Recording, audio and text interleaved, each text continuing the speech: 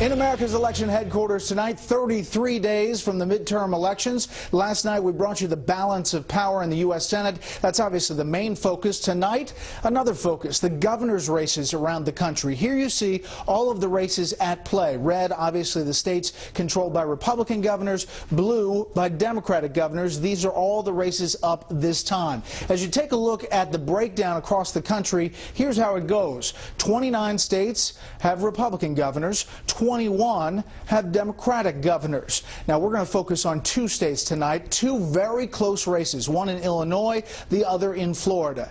And two of the biggest Democratic draws out there are campaigning for those candidates tonight. President Obama in Illinois and former Secretary of State Hillary Clinton in Florida. Chief political correspondent Carl Cameron has the story of Hillary Clinton getting involved in the battle royale playing out in the Sunshine State. Her appearance with Florida's Democratic gubernatorial candidate Charlie Crist was timed with a book signing event in the crucial presidential campaign state of Florida. Still, Hillary Clinton's willingness to campaign for Crist has raised eyebrows. For most of his life, he was a Republican, and in his first run for Senate in 1998, had this to say about impeachment proceedings against Mrs. Clinton's husband. I believe that the best thing he could do for the country would be to resign the office of president. Calling himself a pro-abortion rights and same-sex marriage liberal now, Crist previously claimed to be a pro-life and traditional marriage Republican.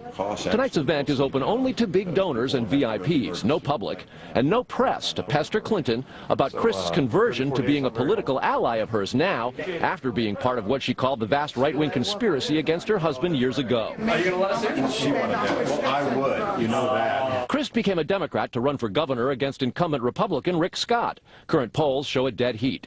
Crist, as a Republican, was first elected governor in 2006. He called himself a true blue Reagan conservative and a Jeb Bush Republican. In 2010, Crist ran for U.S. Senate, but when it was clear he would lose the Republican primary to Marco Rubio, Crist quit the GOP, ran as an independent, lost, then retreated to the private sector. If you need help sorting out your legal issues as a result of an accident or insurance dispute. During a stint as a personal injury lawyer, still as politically ambitious as ever, he decided to run for governor as a Democrat, a complete 180. Mrs. Clinton's willingness to overlook Crist's past may say more about the importance of Florida in presidential politics than Crist personally. Florida is the first mega-state primary following the first four smaller leadoff contests in 2016, which include Iowa and New Hampshire. Florida votes fifth and has more delegates than the first four states combined. Now to another hot governor's race. Here's my colleague Mike Tobin in Illinois. Mike.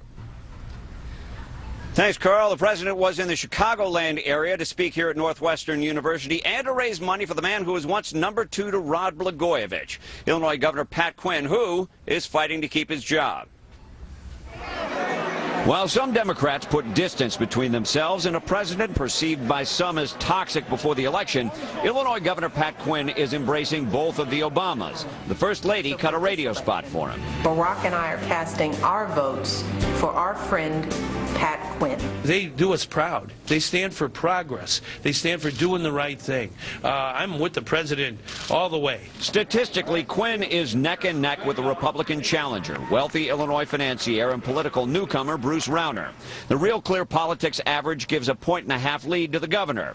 This in a campaign which has both candidates trying to appeal to the everyman. The governor pretending he cuts his own lawn. State government needed to be cut, just like my lawn. So I got to work. Rauner, who has 9 homes, poses with his rusty van. My kids call it the rolling trash can. I call it reliable. If Quinn wins, he's going to win because he's a populist. Issues like the budget, a dismal bond rating, and an underfunded pension take a backseat to Barb's. In a meeting with the Chicago Tribune editorial board, Rauner said the only difference between Quinn and his predecessor Rod Blagojevich is the hair. Quinn called Rauner a profiteer who made a fortune off the misfortune of others. They run negative ads. 230 violent criminals, secretly released early by Pat Quinn. And counter ads. The very day Governor Pat Quinn found out about it, he took action and shut it down. Few specific plans make their way to the voters. I will make Illinois the most pro-business state in America. And when we do that, we'll get a booming economy. Governor Quinn didn't get a photo op with the president. Air Force One landed in Gary, Indiana. So Indiana Senator Joe Donnelly and the mayor of Gary met him on the tarmac. Governor Quinn did get a $50,000 per person fundraiser, but it was behind closed doors. Brett? Mike Tobin in Evanston. Mike, thank you. Former President George W. Bush sounds a little different about the prospect of his brother in the White House, indicating the family is now hoping he does get into the race. Bush 43, son of Bush 41, told Brian Kilmeade and Fox and Friends this morning his brother Jeb may in fact make that run in 2016. I think he wants to be president. I think he'd be a great president. He understands what it's like to be president for not only the person running or serving, plus family. He's seen his dad, he's seen his brother. And so he's a very thoughtful man, and he's weighing his options.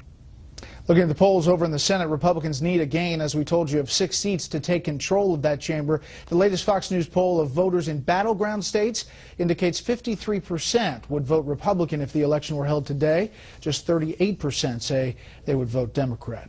Using nukes to save the Earth from an asteroid apparently is not just science fiction anymore. We'll explain.